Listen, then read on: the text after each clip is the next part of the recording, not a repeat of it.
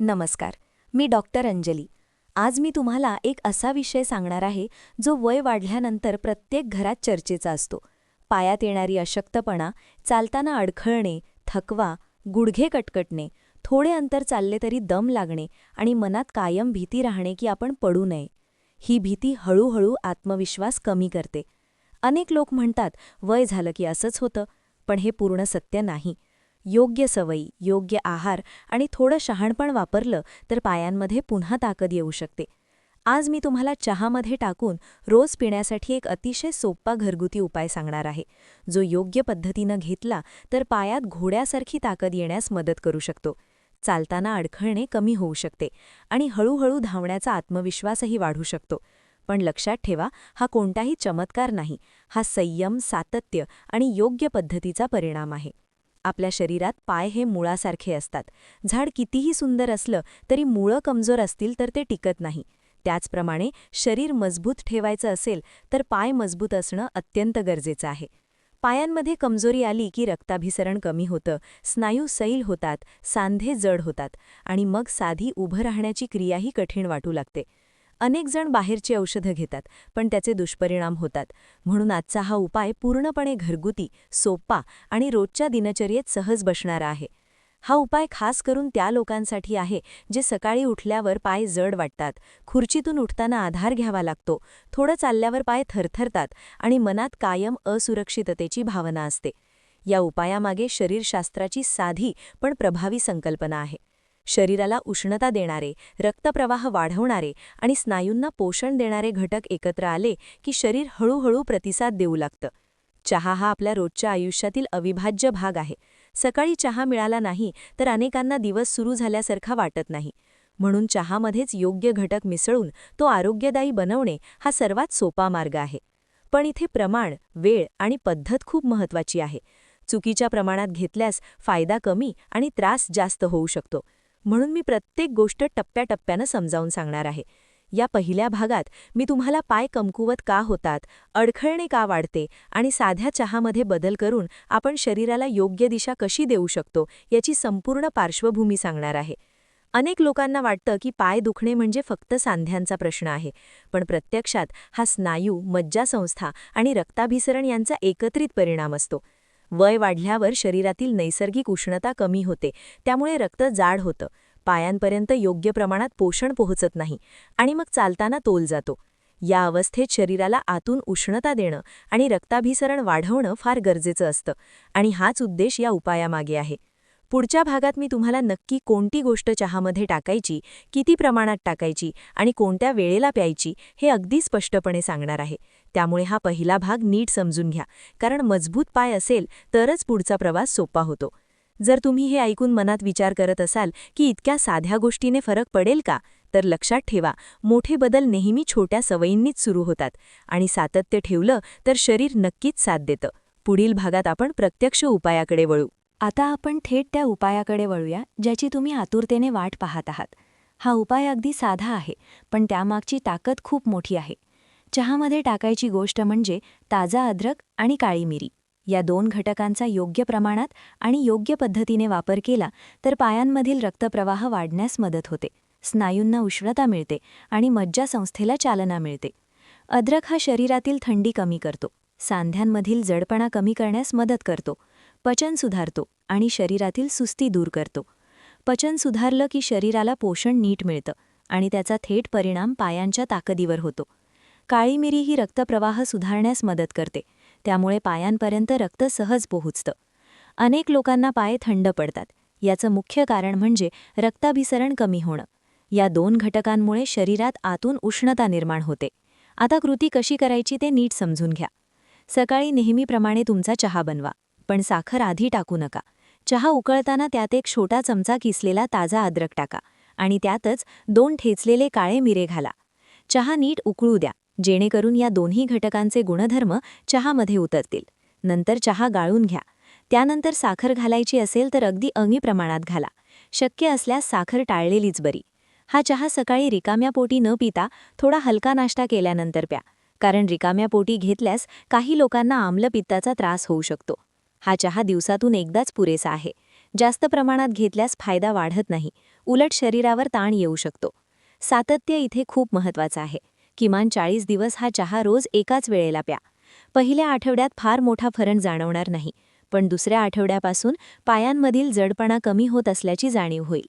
तिसऱ्या आठवड्यात चालताना तोल अधिक चांगला वाटेल आणि चौथ्या आठवड्यात आत्मविश्वास वाढलेला जाणवेल. अनेक लोक इथेच चूक करतात. 2-3 दिवस घेतात आणि म्हणतात काही फरक नाही, पण शरीराला बदल स्वीकारायला वेळ लागतो. जसं झाडाला पाणी घातल्यावर लगेच फळ येत नाही, तसंच या उपायाचं आहे. हा उपाय घेत असताना काही गोष्टी टाळणंही तितकंच महत्त्वाचं आहे.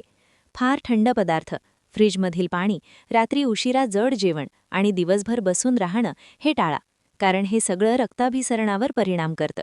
शक्य असेल तर सकाळी 5 ते 10 मिनिटं हळू चालण्याचा सराव करा. चालताना पाय जमिनीवर नीट टेकवा, घाई करू नका. या चहासोबत ही छोटी सवय जोडली तर परिणाम अधिक चांगला दिसेल. काही लोकांना प्रश्न पडतो की हा चहा किती काळ घ्यायचा, तर किमान 40 दिवसानंतर 10 दिवसांचा विराम घ्या आणि गरज वाटल्यास पुन्हा सुरू करा.